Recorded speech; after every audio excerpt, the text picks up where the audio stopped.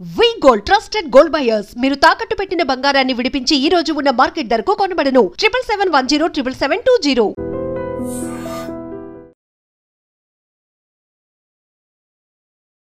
Welcome to iDream media. So జనరల్గా చలికాలంలో heart attack శాతం చాలా ఎక్కువ. ఇక తెల్లవారుజామున హార్ట్ అటాక్ వచ్చే సంఖ్య కూడా పెరుగుతూ ఉన్న పరిస్థితి మనం చూస్తూ ఉన్నాము. అయితే ఈ శీతాకాలంలో ఎటువంటి జాగ్రత్తలు తీసుకోవాలి, హార్ట్ అటాక్ వచ్చిన వెంటనే ఏం చేయాలి, సో పూర్తి వివరాలు తెలుసుకుందాం. మనతో పాటు ప్రముఖ ఇంటర్వెన్షనల్ కార్డియాలజిస్ట్ డాక్టర్ ముఖర్జీ గారు ఉన్నారు from pulse super speciality hospital. Doctor గారు నమస్తే అండి. నమస్తే. డాక్టర్ గారు, జనరల్గా హార్ట్ అటాక్ అంటే సీజన్తో సంబంధం లేకుండా హార్ట్ అటాక్ వస్తుంది, ఏజ్తో కూడా సంబంధం లేకుండా వస్తుంది అనేది మనం చాలాసార్లు విన్నాము, మాట్లాడాము కూడా. అయితే ఇప్పుడు శీతాకాలం, వింటర్ సీజన్ ఎక్కువగా కేసెస్ వస్తాయి, హార్ట్ అటాక్ రిస్క్ ఎక్కువగా ఉంటుంది అంటున్నారు. వాస్తవమేనా డాక్టర్? నిజంగానండి. మొత్తం ప్రపంచవ్యాప్తంగా అనేక పరిశోధనలు చేసి వాళ్ళు క్లియర్గా చెప్పింది ఏంటంటే ఒక 15 to 20% హార్ట్ అటాక్స్ ఎక్కువగా ఉంటాయి వింటర్లో సమ్మర్తో పోల్చుకుంటే. అది ఆస్ట్రేలియాలో చేసిన పరిశోధన కానీ, యూకేలో చేసిన పరిశోధన కానీ, అమెరికాలో చేసిన పరిశోధన కానీ క్లియర్గా మనకి చలి టైంలో మనకి హార్ట్ అటాక్లు ఎక్కువ వస్తున్నాయి అనేది తెలుస్తుంది. అందులో ఎటువంటి అంటే చలి ఎక్కువగా ఉండదు అంత. అంటే మనకి డిసెంబర్, జనవరి అనుకోండి, ఈ టైంలో హార్ట్ అటాక్లు ఎక్కువగా వచ్చే అవకాశం ఉంటుంది. అది ఖచ్చితంగా ప్రూవెన్, సైంటిఫికల్లీ ప్రూవెన్, మనం అనుకోవడం కాదు. ఓకే, అంటే ఏం జరుగుతుంది చలి వల్ల? అంటే చలికాలంలో మెయిన్ ఏంటంటే రక్తనాళాలు కుంచుకుపోతాయి. అది మెయిన్ థింగ్ అనమాట. అంటే రక్తనాళాలు ఎప్పుడైతే కుంచుకుపోతాయి, స్పాజంలోకి పోవడం అంటారు అనమాట. రక్తనాళం అనేది ఒక పైప్ లాంటిది కాదు, రక్తనాళం అనేది ఒక మజిల్ ట్యూబ్. సో ఈ మజిల్ ట్యూబ్ ఏంటంటే చలికి ఎక్స్పోజ్ అయినప్పుడు అది సన్నగా అయిపోయే అవకాశం ఉంటుంది.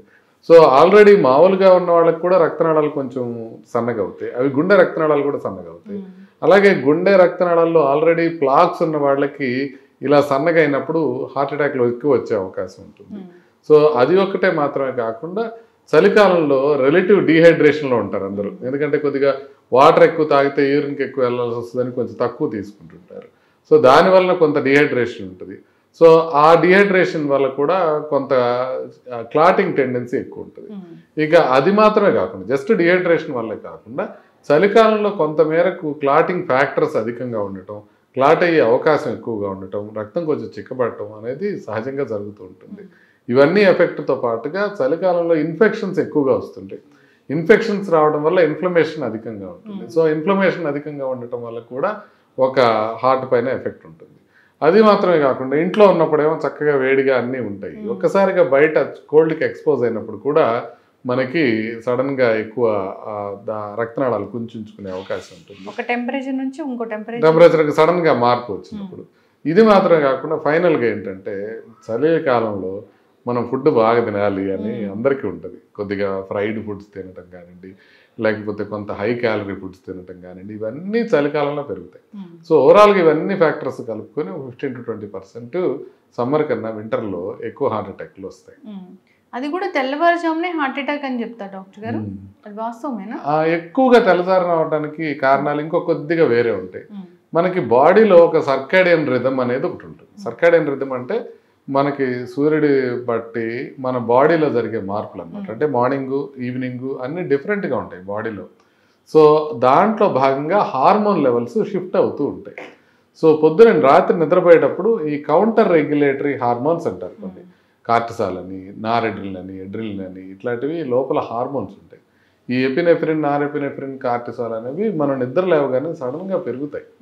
సో అవి పెరగగానే మనకి సింపథటిక్ నర్వస్ సిస్టమ్ కూడా యాక్టివేట్ అవ్వటం వల్ల, ఈ రెండు కారణాలు హార్మోన్స్, సింపథటిక్ నర్వస్ సిస్టమ్ రెండు యాక్టివేట్ అవ్వటం వల్ల బ్లడ్ ప్రెషర్ సడన్గా పెరుగుతుంది. మీరు పడుకున్నప్పుడు బ్లడ్ ప్రెషర్ చాలా తక్కువ ఉంటుంది.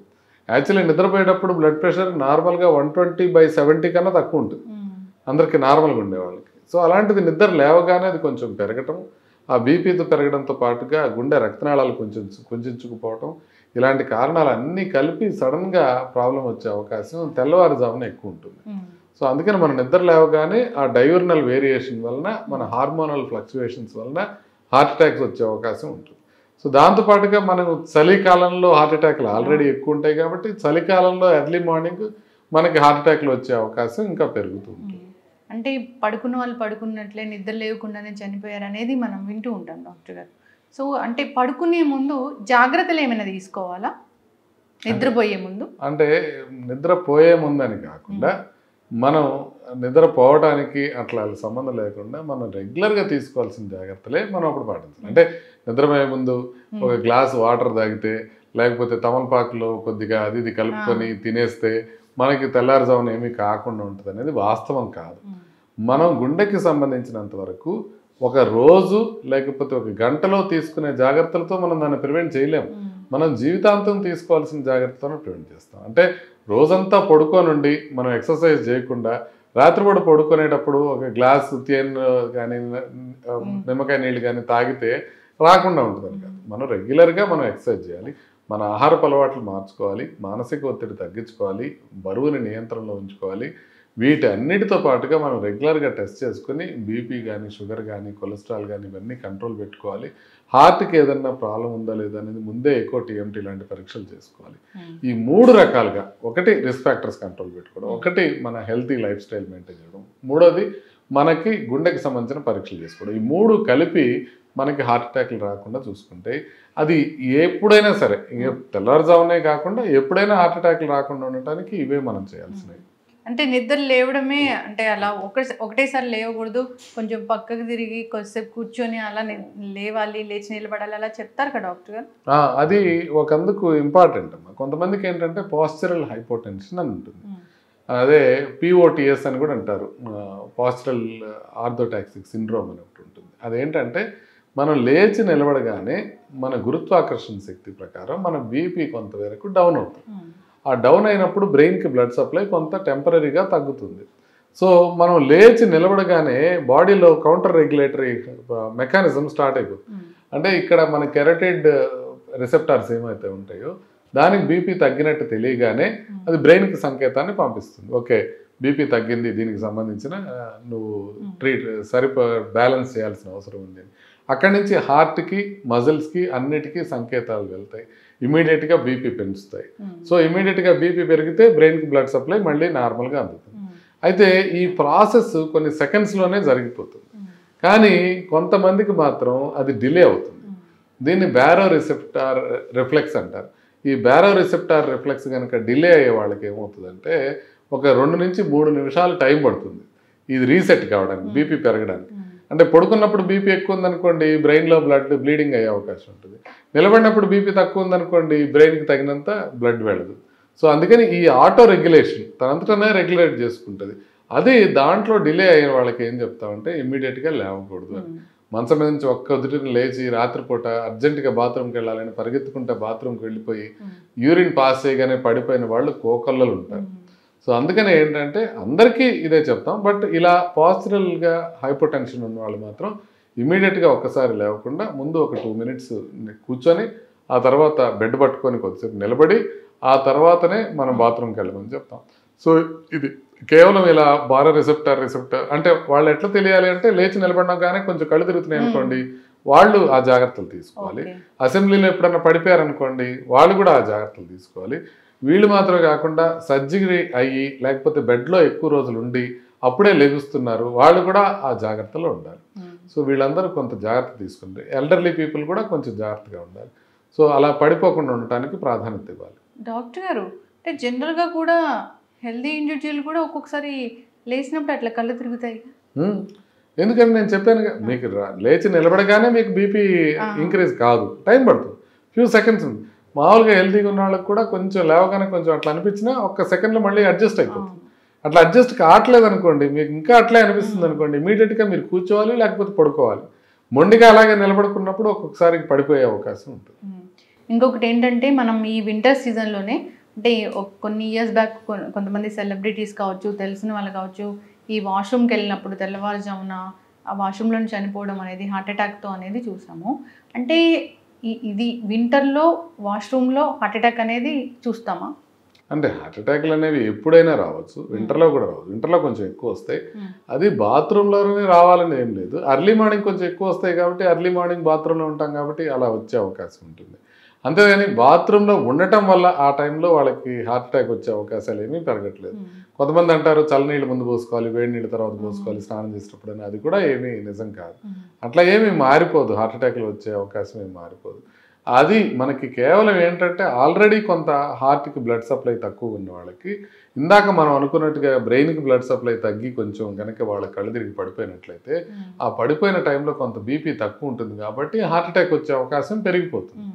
అంటే సరైన బ్లడ్ ప్రెషర్ లేకపోతే గుండెకి సరఫరా కావాల్సిన బ్లడ్ కూడా సరఫరా కాదు, అప్పుడు ప్రాబ్లం వచ్చే అవకాశం ఉంటుంది. సో ఇవన్నీ కారణాల వల్ల బాత్రూంలో కొంతమంది చనిపోయారు.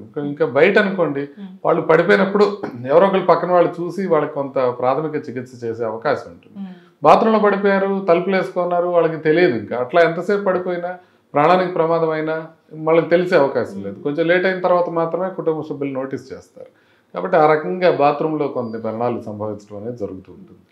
ఆల్రెడీ హార్ట్ ఇష్యూస్ ఉన్నాయి, ఆల్రెడీ స్టెంట్స్ ఉన్నాయి, క్లాటింగ్ టెండెన్సీ ఉంది, అలాంటి వాళ్ళకి జాగ్రత్తలు అంటే ఏం చెప్తారు ఈ వింటర్ సీజన్లో? వింటర్ సీజన్లో వాళ్ళు హైడ్రేషన్ బాగా మెయింటైన్ చేయాలి. అంటే మనం ఎప్పుడు కూడా హైడ్రేషన్ కరెక్ట్గా మెయింటైన్, వింటర్లో ఉన్నప్పుడు కనుక యూరిన్ ఎక్కువ వస్తుందని మనం సరిగ్గా వాటర్ తీసుకోకపోతే ప్రాబ్లం అయ్యే అవకాశం ఉంటుంది. అదేవిధంగా వింటర్లో నిద్రపోయేది ఎక్కువ ఉంటుంది పొద్దున పూట. సో వాళ్ళు టైం ప్రకారం మెడిసిన్ వేసుకోవడానికి కూడా ఇబ్బంది ఉంటుంది. అది జాగ్రత్తగా టైం ప్రకారం వేసుకోవాల్సిన అవసరం ఉంటుంది. వింటర్లోనే అంటే కొంచెం కొవ్వు పదార్థాలు అధికంగా తింటే మనం చలిని బెటర్గా ఎదుర్కోవచ్చు అని అనుకుంటారు అందరూ. అలా కొవ్వు పదార్థాలు తినాల్సిన అవసరం లే, ఒక చిన్న స్వెటర్ వేసుకుంటే సరిపోతుంది, చలిని మనం తట్టుకునే అవకాశం ఉంటుంది. నాలుగోది ఏంటంటే మనకి ఇండియన్సే, ఇది ప్రపంచంలో ఎక్కడా చేయరు ఇలాగా. ఇప్పుడు బాగా కోల్డ్ ప్రదేశాలకు వెళ్ళామనుకోండి, స్విట్జర్లాండ్ వెళ్ళామనుకోండి, అక్కడ అందరూ స్వెటర్లు అందరూ వేసుకొని కనబడతారు. ఒక్క ఆయన మాత్రం స్వెటర్ వేసుకోడు, ఒక లూజ్ గోవాలో వేసుకునే టీషర్ట్ లాంటిది వేసుకొని తిరుగుతూ ఉంటాడు. ఆయన ఎవరో చూస్తే ఇండియనే అంటాడు. అంటే మనం చలిని తట్టుకోగలం అనేది చూపించుకోవడం కోసం చలిగా తిరుగుతూ ఉంటారు మన వాళ్ళు. అట్లా అవసరం లే, ఎందుకంటే మనం చలికి ప్రాపర్గా డ్రెస్ వేసుకుంటే ఆ రక్తనాళాలు కొంచెం పోయే అవకాశం తక్కువ ఉంటుంది, హార్ట్ అటాక్లు వచ్చే అవకాశం తక్కువ ఉంటుంది. కాబట్టి ఎర్లీ మార్నింగ్ వెళ్ళినా కూడా ప్రాపర్గా డ్రెస్ వేసుకొని చలి లేకుండా మంకీ క్యాప్ కూడా పెట్టుకొని ప్రశాంతంగా వెళితే మనకి చలి వల్ల వచ్చే ప్రాబ్లమ్స్ తగ్గుతాయి. కాబట్టి ఈ జాగ్రత్తలు తీసుకుంటే కనుక ప్రాబ్లం లేకుండా ఉంటుంది. అంటే చెవుల్లోకి వెళ్తే కూడా బీపీ పెరుగుతుందా డాక్టర్ గారు? చెవులకి చల్లగాలి తగిలితే చాలా డిస్కంఫర్ట్ ఉంటుంది, అందుకని చెవులకు పెట్టుకుంటారు. అందుకని చెవుల లోపలికి వెళ్తే బ్రెయిన్ లోకి గాలి వెళ్ళిపోదు, అట్లే ఉండదు. డాక్టర్ గారు ఫైనల్ గా హార్ట్ అటాక్ వచ్చినట్లు అనిపించింది, లేకపోతే అదే హార్ట్ అటాకే, వెంటనే జాగ్రత్తలు ఏం తీసుకోవాలి? హార్ట్ అటాక్ వచ్చినట్లు అనిపిస్తే ఇమ్మీడియట్గా హాస్పిటల్కి వెళ్ళడానికి ట్రై చేయడం ఒక్కటే మనం చేయాల్సింది. ఆ టైంలో ఏదో ట్యాబ్లెట్స్ ఎవరో వాట్సాప్ చెప్పారని ఎత్తుక్కోవడం కానీ, పక్కింటి వాళ్ళని అడగడం కానీ ఇవేమీ చేయకూడదు. ముందు హాస్పిటల్కి చేరుకోవడం ఎలా, ఎందుకంటే హార్ట్ అటాక్ వచ్చిన మొదటి నిమిషాల్లో గుండె ఆగిపోయే కార్డియాక్ అరెస్ట్ అనే అవకాశం చాలా ఎక్కువ ఉంటుంది. అందుకని హార్ట్ అటాక్ వచ్చినప్పుడు ముందు హాస్పిటల్కి వెళ్ళిపోయి అక్కడికి వెళ్ళిపోయిన తర్వాత మీరు ట్యాబ్లెట్స్ గురించి ఆలోచించండి, లేకపోతే డాక్టర్ కోసం ఏదైనా మాట్లాడండి, ఇంకేదైనా చేయండి. ముందు హాస్పిటల్కి వెళ్ళిపోండి. రెండోది కార్డియాక్ అరెస్ట్ అనేది వేరు. కార్డియాక్ అరెస్ట్ వచ్చిందంటే ఇమ్మీడియట్గా సిపిఆర్ స్టార్ట్ చేస్తూ అప్పుడు హాస్పిటల్కి తీసుకెళ్ళడానికి కానీ అంబులెన్స్ని పిలిపించుకోవడానికి కానీ ప్రయత్నం చేయండి. హార్ట్ అటాక్ అంటే బాగా నొప్పిగా ఉంటే తీవ్రంగా ఉన్నప్పుడు మాత్రం ఇమ్మీడియట్గా హాస్పిటల్ ఎంత దగ్గరలో కార్డియాక్ హాస్పిటల్ ఉంటే అంత తొందరగా వెళ్ళిపోండి. మళ్ళీ మాకు తెలిసిన డాక్టరే కావాలి అని లేట్ చేయకూడదు. నేను మా పేషెంట్లకు కూడా చెప్తుంటాను.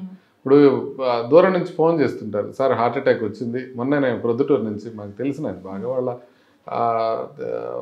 మదర్కి హార్ట్ అటాక్ వస్తే ఇక్కడ వాళ్ళు ఇమీడియట్గా ట్రీట్మెంట్ చేస్తామంటే వద్దు నేను ముఖర్జీ గారి దగ్గరికి వెళ్తాను అంటే నేను సేమిరా వద్దండి, లేదు సార్ ఇక్కడ ఎట్లా అవుతుందో తెలియదు మేము ఇక్కడ దగ్గర వచ్చేస్తామన్నా కూడా లేదు, ముందు అక్కడ ట్రీట్మెంట్ తీసుకోవాల్సిందే, అక్కడే స్టెంట్ వేయించుకోవాలి. హార్ట్ అటాక్ వచ్చిన స్టేజ్లో ఏ హాస్పిటల్లో ఉంటే ఆ హాస్పిటల్లో అంటే రీజనబుల్గా కార్డియాక్ హాస్పిటల్ అయితే ముందు అక్కడ స్టెంట్ చేయించుకొని తర్వాత ఎక్కడికైనా వెళ్ళొచ్చు. అంతేగాని ఒక చోట నుంచి ఒకటికి షిఫ్ట్ చేయమని ఏ కార్డియాలజిస్ట్ కూడా చెప్పరు. హార్ట్ అటాక్ వచ్చిన టైంలో కొంత నొప్పి వచ్చింది, కొంత ఈసీజీలో మార్పులు ఉన్నాయి, నొప్పి తగ్గిపోయింది, స్టేబుల్గా ఉన్నారు, అప్పుడు కొంతమంది షిఫ్ట్ చేయమని అనొచ్చు. బట్ మెజారిటీ ఆఫ్ ది కార్డియాలజిస్టులు హార్ట్ అటాక్ ఉన్న స్టేజ్లో మా దగ్గర తీసుకురండి మేమే ట్రీట్ చేస్తామని ఎవరు అన్నారు. చక్కటి ఇన్ఫర్మేషన్ డాక్టర్ గారు. ఇది వింటర్ సీజన్ అంటే కొంచెం రిస్క్ ఎక్కువే ఉంటుంది, హార్ట్ అటాక్లు వచ్చే రిస్క్ ఎక్కువే ఉంటుంది, జాగ్రత్తలు తీసుకోవాలని కోరుకుందాం. మీరు అన్నట్లు hydration important, physical activity important, మనల్ని మనం కొంచెం వామ్గా ఉంచుకోవడం కూడా చాలా చాలా ఇంపార్టెంట్. సో అందరూ డాక్టర్ ఏం ట్యాబ్లెట్స్ ప్రిస్క్రైబ్ చేశారో అవన్నీ ఫాలో అవుతూ హెల్తీగా హ్యాపీగా ఉండాలని కోరుకుందాం. ఏమైనా లక్షణాలు కనిపిస్తే వెంటనే డాక్టర్ని సంప్రదించాలి. చాలా చక్కటి ఇన్ఫర్మేషన్ డాక్టర్ గారు, ఫాలో అవ్వాలని కోరుకుందాం. ధన్యవాదాలు. నమస్తే.